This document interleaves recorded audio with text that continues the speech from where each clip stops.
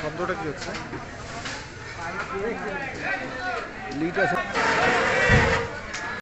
বিকেলে যখন দেখে ওর বাসায় ওর নাই, তখন ওর মা ওকে খোঁজাখুঁজি করতেছিল। তখন ফোন দেয়, আবার ফোন বন্ধ হয়, ফোন ঢোকে না। যখন তারপর ওর বিভিন্ন বন্ধুকে ফোন দেওয়া শুরু করে, সবাইকে, যে কোথাও দেখছে নাকি, কেউ আছে নাকি। যখন সবাই বললো যে আমরা কেউ দেখি নাই, কোথাও নেই, ওদের সাথে মিশুমরের লাশ দেখা হয়েছে, তখন এর বাবা মা খুব চিন্তায় পড়ে। তখন সবাইকে নিয়ে, মানে ফ্যামিলি যা আছে, ভাই বোন, আমরা চাচা যা আছে, সবাই মনে করেন যে খোঁজাখুঁজি শুরু করে দিই। খোঁজাখুঁজি শুরু করে দেওয়ার পরে দেখি যে কোথাও নাই। পরে আমরা সর্বপ্রথম থানায় আসি, এনার কাছে সহযোগিতা চাইলাম, থানায় কোনো সহযোগিতা করে না। পরে আমরা সেনাবাহিনীর কাছে গেছি, সেনাবাহিনীর কাছে গিয়ে বলছি যে হয় আওয়ামী লীগের কোনো লোকজন হয়তো ধরে পিটাপিটি করতেছে বা গুম টুম এইরকম একটা চিন্তা ভাবনা ছিল। পরে আমরা ওই বিল্ডিং এ সার্চ করার কথা ছিল, পরে সেনাবাহিনী বললে যে আগে এই বিল্ডিং এ দেখি, তারপরে এখানে যদি না পাই তারপরে ওই বিল্ডিং এ সার্চ করবো।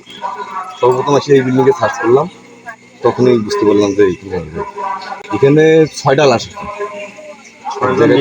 এক জায়গায় 3টা, এক জায়গায় একটা, এক জায়গায় 2টা। এখানে টোটাল 6 জন আছে। পুরো সাই কোনো মুখ চেনা যাচ্ছে না।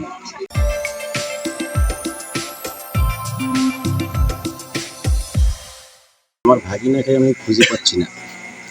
বিকেল থেকে খোঁজাখুঁজির পরে যখন পাইতেছি না, ওরা 6 জন নাই, সবার ফোন বন্ধ।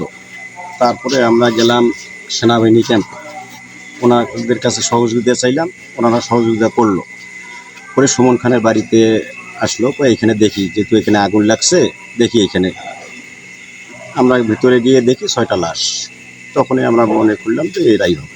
শনাক্ত করতে পারতেছি না, পুরো ছাই হয়ে গেছে, কিন্তু ধারণা করতেছি যে এটাই হবে, এখানেই হবে। যোগাযোগের চেষ্টা সর্বক্ষণিক করতেছি, কিন্তু কোনোভাবে পাচ্ছি না।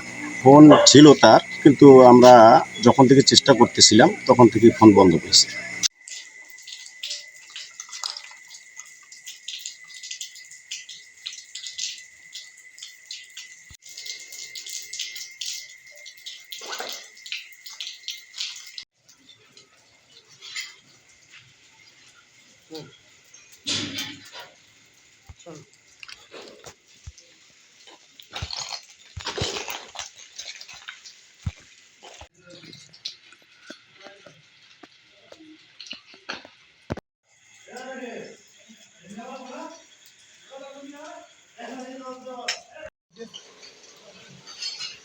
হ্যাঁ